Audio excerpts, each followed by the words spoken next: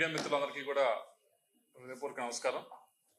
ఈరోజు ముఖ్యమంత్రి గారి ఢిల్లీ పర్యటన గురించి మీడియా ముఖంగా తెలియజేయడానికని నేను ఇక్కడ రావడం జరిగింది.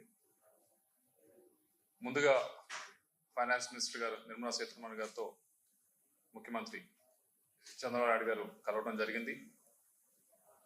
ముఖ్యమైన ఇష్యూస్ ఆ మీటింగ్లో రెండు ఉన్నాయి. మొదటిది ఏదైతే మొన్న ఫ్లడ్స్ వచ్చినాయో, వరదల వల్ల ముఖ్యంగా విజయవాడ పట్టణం మొత్తం కూడా అన్ని విధాలుగా కూడా చిన్నాభిన్నం అవడం జరిగిందో, చాలామందికి లక్షల్లో ప్రజలు పైగా ఆస్తి నష్టం అనేది జరగడం జరిగింది. దాన్ని ఎదుర్కోవటానికి, దాన్ని అధిగమించడానికి ముఖ్యమంత్రి గారు ఏదైతే జిఎస్టీ ఉందో దానిపైన 1% సర్చార్జ్ కోరటం జరిగింది ఫైనాన్స్ మినిస్టర్ గారిని. దాంతో నష్టపోయిన ప్రాంతాల్లో ఏదైతే ఇన్ఫ్రాస్ట్రక్చర్ కానీ మిగతా విషయాల్లో ఎక్కడైతే నష్టపోయామో వాటన్నిటిని కూడా పూరించేదానికి ఈ 1% జిఎస్టీ పెంచమని కోరటం జరిగింది. రెండవది అతి ముఖ్యమైనది, ఏదైతే రివర్ ఇంటర్లింకింగ్ ప్రాజెక్ట్ ఏదైతే ఉందో, గోదావరి పెన్నా ఇంటర్లింకింగ్ ప్రాజెక్ట్ ఏదైతే ఉందో, ఆంధ్ర రాష్ట్రంలో వ్యవసాయం పైన ఆధారపడిన ఆంధ్ర రాష్ట్రంలో అతి ముఖ్యమైన ప్రాజెక్ట్ ఇది. పోలవరం పూర్తయితే ఆ నీటిని మనం పెన్నా దాకా తీసుకొచ్చేదానికి అన్ని ప్రణాళికలు కూడా చేయడం జరుగుతూ ఉంది. అయితే దానికి కేంద్ర వైపు నుంచి సహాయ సహకారాలు అందించమని చెప్పి కోరటం జరిగింది. ఏదైతే కెన్ బిట్వా మధ్యప్రదేశ్ ఆ ప్రాంతాల్లో చేస్తూ ఉన్నారో, అదేవిధంగా ఆంధ్ర రాష్ట్రంలో కూడా ఈ ఇంటర్లింకింగ్ ద్వారా రెండు నదుల్ని అనుసంధానం ద్వారా కొన్ని లక్షల ఎకరాలకి సాగునీరు, మరీ ముఖ్యంగా ఏదైతే వెనకబడ్డ ప్రకాశం జిల్లా అయితే కానీ, వెనకబడ్డ రాయలసీమ అయితే కానీ, ఈ ప్రాంతాలన్నిటికీ కూడా నీరు అందించాలంటే ఈ రెండు నదుల్ని కూడా అనుసంధానిస్తేనే అవుతుందనే ఉద్దేశంతో ఈ ప్రాజెక్టు గురించి కేంద్ర వైపు నుంచి సహాయ సహకారాలు అందించాలని చెప్పి కేంద్ర మంత్రి నిర్మలా సీతారామన్ గారిని ముఖ్యమంత్రి గారు కోరటం జరిగింది. ఈ రెండింటి గురించి కూడా ఈరోజు మీటింగ్లో ప్రధానంగా చర్చించడం జరిగింది. అలాగే మరొక కేంద్ర మంత్రి గారు జయశంకర్ గారితో, ఎక్స్టర్నల్ అఫైర్స్ కేంద్ర మంత్రి గారితో కూడా ఈరోజు ముఖ్యమంత్రి గారు కలవటం జరిగింది. ముఖ్యంగా ఈ సమావేశంలో ముఖ్యంగా చర్చకు వచ్చినవి, సరే ఈ మధ్య అమెరికాలో ఏదైతే కొత్తగా గవర్నమెంట్ ఫామ్ అయిందో దానివల్ల ఇండియా పైన, ఇండియన్ ఎకానమీ పైన ఏ విధమైన మార్పులు చేర్పులు జరుగుతాయని, అలాగే ఇక్కడ ఇండియా నుంచి వెళ్ళే స్టూడెంట్స్కి ఏ విధంగా ఉంటుంది అని చెప్పి, అక్కడ అమెరికా వెళ్ళే వారికి ఏ విధంగా ఉంటుంది. ఎందుకంటే మనందరికీ తెలిసిందే, ఆంధ్ర రాష్ట్రం నుంచి ప్రతి సంవత్సరం కూడా కొన్ని వేల మంది స్టూడెంట్స్ అక్కడికి వెళ్తా ఉన్నారు, అక్కడ బాగా చదువుకుంటున్నారు, బాగా సెటిల్ అవుతా ఉన్నారు. వారికి ఏ విధంగా ఉండబోతా ఉన్నదని కూడా మాట్లాడటం జరిగింది. వీటన్నిటితో పాటుగా ఎకానమీ పరంగా ఏ విధంగా మార్పులు చేర్పులు జరగబోతా ఉన్నాయి, భారతదేశం మనం ఏ విధంగా ప్రముఖ పాత్ర పోషించబోతా ఉన్నాం, దాంట్లో ఆంధ్రప్రదేశ్ ఏ విధంగా మనం దాన్ని ఏ విధంగా ఉపయోగ చేసుకోవాలి అనే అంశం పైన ఈరోజు జయశంకర్ గారితో మాట్లాడటం జరిగింది. దానికి సంబంధించి జయశంకర్ గారి వైపు నుంచి కూడా ఆయన చెప్పడం జరిగింది, పూర్తి సహాయ సహకారాలు అందిస్తామని. ఏ డెలిగేషన్ వచ్చినా కానీ దాన్ని తప్పకుండా ఆంధ్ర రాష్ట్రం వైపు మళ్లించేదానికి అన్ని ప్రయత్నాలు చేస్తామని చెప్పడం జరిగింది. అలాగే ముఖ్యమంత్రి గారు కూడా కోరారు, ఏ విధమైన ఇన్వెస్ట్మెంట్ వైపు నుంచి కానీ ఇంట్రెస్ట్ చూపించే వారు ఎవరు వచ్చినా కానీ దయచేసి ఆంధ్ర రాష్ట్రాన్ని చూపించండి. ఎందుకంటే ఈజ్ ఆఫ్ డూయింగ్ బిజినెస్ కాదు, స్పీడ్ ఆఫ్ డూయింగ్ బిజినెస్ అనేది మేము తీసుకున్నాం ఆంధ్ర రాష్ట్రంలో. ఇప్పుడు ఎగ్జిక్యూట్ చేసి చూపించే సత్వం మాకుంది, చేసి చూపిస్తాం. ఏ డెలిగేషన్ వచ్చినా కానీ ఏ దేశం వాళ్ళు వచ్చినా ఇన్వెస్ట్ చేయడానికి తప్పకుండా మాకు మా వైపు మళ్లించండి అని చెప్పి కోరడం జరిగింది.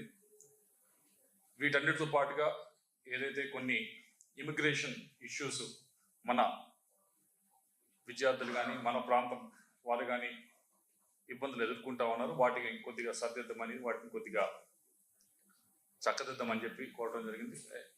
చాలా అద్భుతంగా జరిగింది. జయశంకర్ గారు కూడా చాలా పాజిటివ్గా చెప్పారు. ఆయన కూడా అంటా ఉన్నారు, మాకు ఏ జపాన్ నుంచి వచ్చినా మరి ఏ దేశం నుంచి వచ్చా కొరియా నుంచి వచ్చినా కానీ తప్పకుండా మీ వైపు ఆంధ్ర రాష్ట్రానికి పంపిస్తాము. ఎందుకంటే మాకు కాన్ఫిడెన్స్ ఉంది. చంద్రబాబు నాయుడు గారు ఉన్నారంటే, ఒక డెలిగేషన్ వచ్చిందంటే, ఒక ఇంట్రెస్ట్ చూపించారంటే మేము ఈ ఇండస్ట్రీ పెడతామని, మా ఇన్వెస్ట్మెంట్ చేస్తామని చెప్పి ఒక ఇంట్రెస్ట్ చూపించారంటే ఏ డెలిగేషన్ అయినా కానీ ఆంధ్ర రాష్ట్రానికి పంపిస్తే తప్పకుండా వీళ్ళు ఎగ్జిక్యూట్ చేస్తారనే కాన్ఫిడెన్స్ మాకు ఉంది. చంద్రబాబు నాయుడు ఉన్నారు కాబట్టి పంపించడం జరుగుతుంది అని చెప్పి చెప్పడం జరిగింది. దీంతో పాటుగా సింగపూర్కి సంబంధించి ఏదైతే అమరావతిలో వారిని భాగస్వామ్యం చేయడం జరిగిందో దాన్ని పునరుద్ధరించమని చెప్పి కోరటం జరిగింది. ఆ భాగస్వామ్యాన్ని ముందుకు తీసుకెళ్లే విధంగా దానిపైన దృష్టి పెట్టాలని చెప్పి కూడా జయశంకర్ గారిని కోరటం జరిగింది. దాని గురించి కూడా ఆయన సానుకూలంగా స్పందించారు. తప్పకుండా రాష్ట్రం వైపు నుంచి, ఎందుకంటే ముఖ్యమంత్రిగా చంద్రబాబు నాయుడు గారికి సింగపూర్ ప్రభుత్వానికి ఎప్పటి నుంచో మంచి రిలేషన్ ఉంది. అక్కడ మినిస్టర్స్ అందరితో కూడా, ప్రధానమంత్రి అందరితో కూడా దాన్ని మరింతగా ముందుకు తీసుకెళ్లేదానికి, ఇన్వెస్ట్మెంట్స్ కానీ అభివృద్ధి కానీ అమరావతి ముందుకు తీసుకెళ్లేదానికి సింగపూర్ ప్రభుత్వాన్ని ఏ విధమైన సహాయ సహకారాలు అందించాలో మీరు చేయండి, తప్పకుండా మేము కూడా చేస్తామని చెప్పి జయశంకర్ గారు మాట్లాడడం ఇవ్వడం జరిగింది. ఈ రోజు ముఖ్యమంత్రి గారి పర్యటన యొక్క సారాంశం.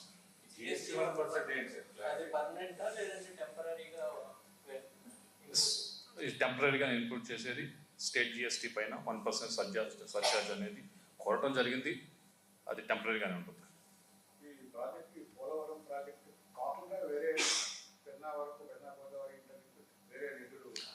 ఎస్, ఏదైతే మనము ఇప్పుడు గోదావరి దగ్గర నుంచి తీసుకొచ్చి ప్రకాశం బ్యారేజ్లో నీళ్లు పోస్తాము పోలవరం నుంచి రైట్ కెనాల్ ద్వారా, అక్కడి నుంచి ఏదైతే ప్రకాశం బ్యారేజ్ నుంచి లిఫ్ట్ ద్వారా తీసుకెళ్ళి సాగర్ కుడి కాలంలో నీరు పోసేదానికి 2015-16లోనే ప్రాజెక్ట్ కన్సిడర్ చేశారు. దాన్ని టెండర్ చేశారు, ఇవ్వటం కూడా జరిగింది.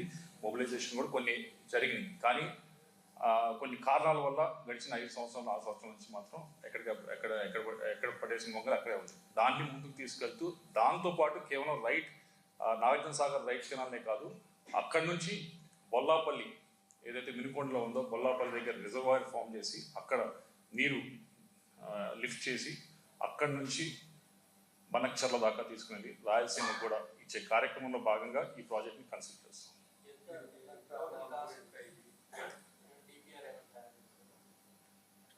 దాదాపుగా ఇది 60,000 కోట్ల పైన ఉన్న ప్రాజెక్ట్ కాస్ట్. ఇది కరెక్ట్ నెంబర్స్ ఇవన్నీ కూడా తొందరలో డిపిఆర్ అన్నీ కూడా రెడీ అయిన తర్వాత ఇవన్నీ కూడా వస్తాయి. దాంట్లో కేంద్ర ప్రభుత్వం ఎంత భాగస్వామ్యం అవుతుంది, రాష్ట్ర ప్రభుత్వం వైపు నుంచి ఎంత పెట్టవలసి వస్తుంది, వీటన్నిటిని కూడా తొందరలో అందరికీ కూడా తెలియజేస్తాం. అయితే ఇప్పటికి మాత్రం ఈ ప్రాజెక్ట్ని ముందుకు తీసుకెళ్ళడానికి మొత్తం రాష్ట్ర ప్రభుత్వమే కాకుండా కేంద్ర ప్రభుత్వం వైపు నుంచి కూడా కాంట్రిబ్యూషన్ అవుతాం. దాన్ని సానుకూలంగా స్పందించారు, పాజిటివ్గానే ఉన్నారు. దాన్ని ఎక్స్ప్లోర్ చేయమన్నారు. దాని గురించి ఎలా ముందుకు తీసుకెళ్లాలో ఆలోచించమని చెప్పారు. ఈరోజుకైతే రేపు మీ అందరికీ తెలిసింది హిందుస్థాన్ టైమ్స్ వాళ్ళది 100th year ఆఫ్ సెలబ్రేషన్స్ ఉన్నాయి. దాంట్లో ప్రధానమంత్రి గారు పాల్గొంటూ ఉన్నారు. అలాగే ముఖ్యమంత్రి గారు చంద్రబాబు నాయుడు గారు కూడా రేపు పాల్గొంటూ ఉన్నారు. అలాగే జయశంకర్ గారు కూడా రేపు పాల్గొంటూ ఉన్నారు. దాని తర్వాత ఆ కార్యక్రమం అయిపోయిన తర్వాత ఇక్కడ నుంచి ముంబై వెళ్ళబోతూ ఉన్నారు. ముంబైలో ఏదైతే ఎన్డీఏ తరఫున ప్రచారానికి ముంబై వెళ్తారు. రేపు అక్కడ నుండి ఎల్లుండి సాయంత్రం మళ్ళీ బయలుదేరి ఆంధ్ర రాష్ట్రానికి వెళ్తారు. ఇప్పటికైతే అటువంటి ప్రోగ్రామ్ ఏమైనా ఉంటే తప్పకుండా తెలియజేస్తాం. మరిన్ని వీడియోస్ కోసం ఛానల్ సబ్స్క్రైబ్ చేయండి. లేటెస్ట్ అప్డేట్స్ కోసం వాట్సాప్ ఛానల్ ఫాలో అవ్వండి. అండ్ లింక్ డిస్క్రిప్షన్ లో ఉంది.